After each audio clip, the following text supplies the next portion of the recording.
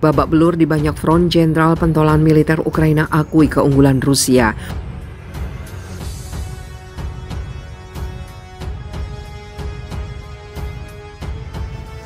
Air defense system, anti-tank system, artillery radars is very important for us. Wi-Fi, electronic Wi-Fi system, and anti-tank missile, different types.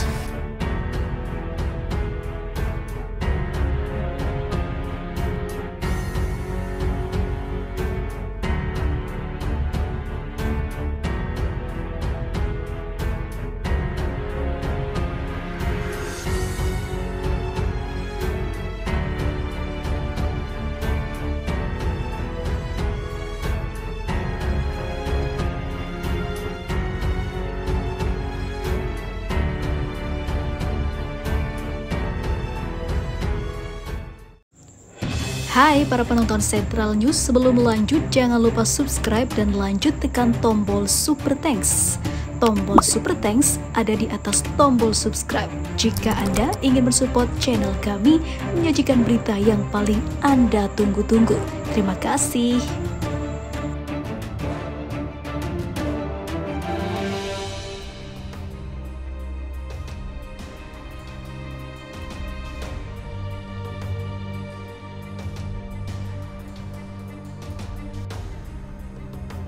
Fakta tersenjatnya operasi serangan balik militer Ukraina akhirnya diakui langsung oleh salah seorang perwira tingginya adalah Kolonel Jenderal Oleksandr Syrsky yang menyatakan keunggulan yang dimiliki tentara Rusia.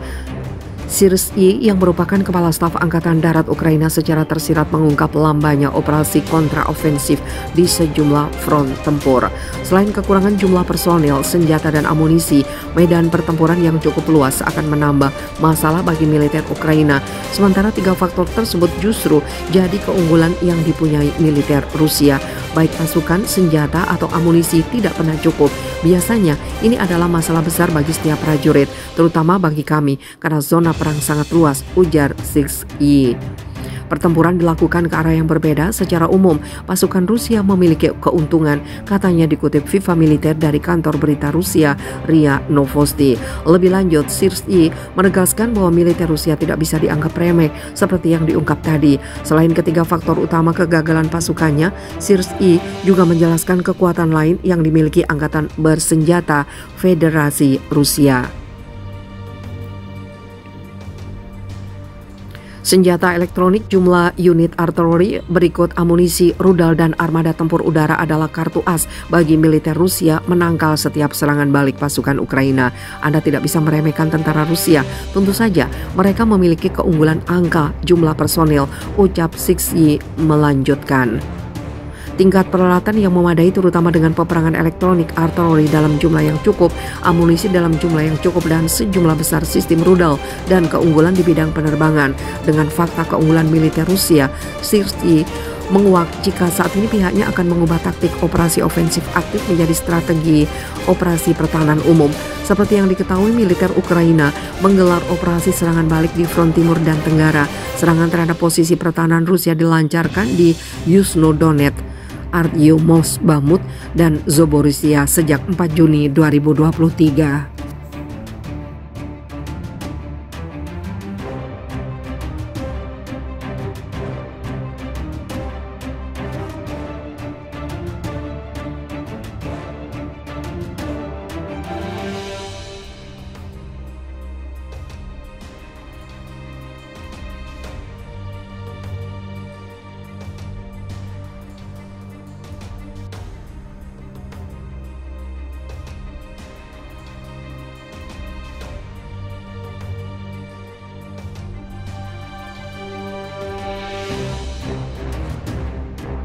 Negara UE tuntut penjelasan Ukraina habiskan bantuan 1.000 triliun rupiah.